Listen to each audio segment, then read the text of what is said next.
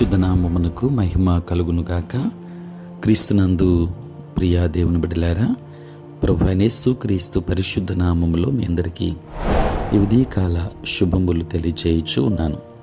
ఈ దినమంతయు మీకు మీ కుటుంబానికి దీవెనకరముగాను ఆశీర్వాదకరముగాను దేవుడు అనుగ్రహించాలని మీ కొరకై ప్రార్థిస్తూ ఉన్నాను. నేటి దినము కొరకు ఏర్పాటు చేయబడిన దేవుని వాక్యము కీర్తనల గ్రంథం 47వ సంకీర్తన 7వ వచనం.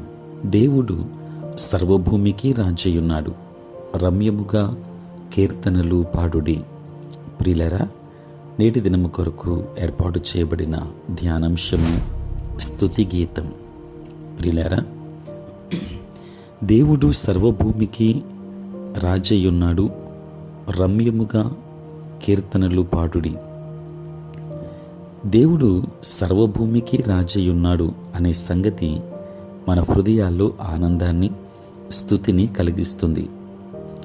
దేవుడు అన్యజనులకు రాజయ్యున్నాడు అని 8వ వచనంలో చూస్తాం. ప్రియులారా, పరిస్థితులు నిరంతరం దీనిని ప్రతిఫలిస్తాయి.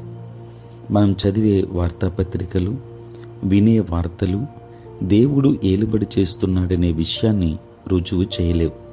కానీ వాస్తవానికి రాజ్యపాలన చేస్తున్నవాడు ఆయనే. ప్రభువైన యేసు నేడు సింహాసనాసీనుడై ఉన్నాడు. సమస్తాన్ని ఆయన తన సర్వాధికారంతో నడిపిస్తున్నాడు. ఒకవేళ ఎవరైనా ఆయన లోకాన్ని నడిపిస్తున్నట్లయితే నా కొరకు ఆయన ఎక్కువ సమయం తీసుకోడు అని అంటుంటారు. అది వాస్తవం కాదు. దేవుడు నీ అక్కరలు చూస్తాడు. నీ పేరు ఆయనకు తెలుసు. నీ తలపైనున్న వెంట్రుకలన్నీ ఆయన లెక్కించి ఉన్నాడు. సర్వలోక రాజు నీ గురించి శ్రద్ధ కలిగి ఉన్నాడు. ప్రియులారా, దేవుడు రాజయ్య ఉన్నాడు గనక మనం స్తుతిగానం చేయాలి. కీర్తనాకారుడు ఇలా చెప్పాడు: సర్వజనులారా, చప్పట్లు కొట్టండి, జయధ్వనులతో దేవుని గూర్చి ఆర్భాటము చేయుడి. యెహోవా మహోన్నతుడు, భయంకరుడు, ఆయన సర్వభూమికి మహారాజయ్యున్నాడు అని.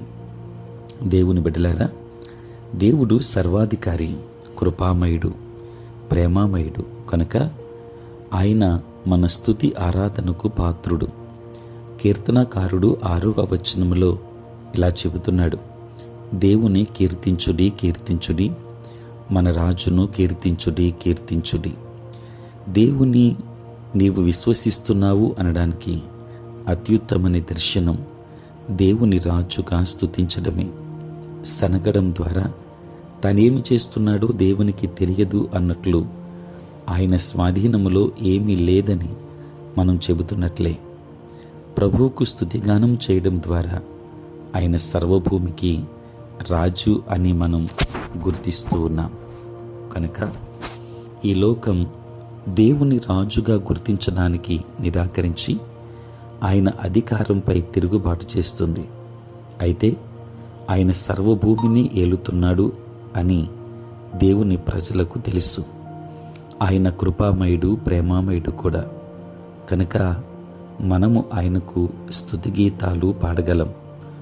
ఆయనను నీ ప్రభువుగాను, నీ అక్కరలు తీర్చేవాడుగాను నీవు ఆయనకు స్తుతులు చెల్లించవచ్చు. ప్రియులారా, దేవుని ఔన్నత్యాన్ని బట్టి, నీ జీవితంలో ఆయన చేసిన వాటన్నిటిని బట్టి నేడు నీవు ఆయనను స్తుతించు. దైవాశీర్వాదములు పొందుకుంటావు. దేవుడు మిమ్మును, మీ కుటుంబాన్ని బహుగా దీవించునుగాక. ఆమేన్. ప్రార్థన.